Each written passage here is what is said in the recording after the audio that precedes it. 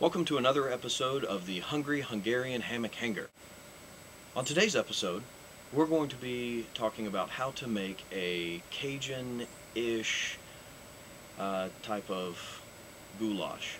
I was definitely inspired by both my cultural heritage, which Babelfish5 used on his last video, and also of my love of slightly spicier foods.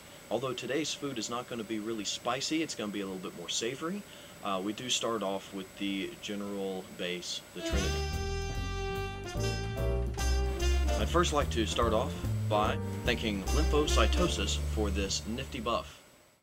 Today's shopping list includes roughly 2 tablespoons of olive oil, 1 medium white onion, largely chopped, 1 green bell pepper, largely chopped, 1 red bell pepper, roughly chopped. Use about the same amount of celery, roughly chopped. Also going to be using some Polska kielbasa. Make sure that that is thinly sliced so it'll rehydrate easier. We're going to use a box of bow tie noodles, a box of beef broth, I like the low sodium, and some tomato paste. You're going to need a full tablespoon of your favorite Creole seasoning, a full tablespoon of ground cumin. You're also going to need a teaspoon of smoked paprika. If you do not have smoked, you can jazz it up with some chipotle seasoning. Last thing that you're going to need is some dehydrated milk, so we can add that right before we seal it all up. Go ahead and lube up your pan, toss in your vegetables, and get all of that nice and translucent.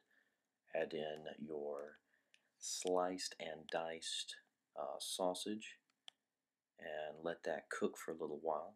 Stir that up. We're going to add in our celery. We still want our celery to be a little crisp, so I'm adding that last. Make sure that's good and stirred up as well. Put that in a stock pot and add our beef broth. Now is a good time to also add the tomato paste and your seasonings. Simmer on medium to low heat for 40 minutes. While your main course is going, go ahead and get your bow tie noodles boiling. I like to add a little bit of salt to my noodles.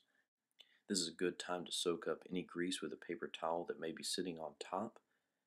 Once the grease is soaked up, go ahead and start mixing in your noodles till it looks something like this. It's looking delicious already. Spoon that out on your dehydrator tray. This makes 6 2-cup servings.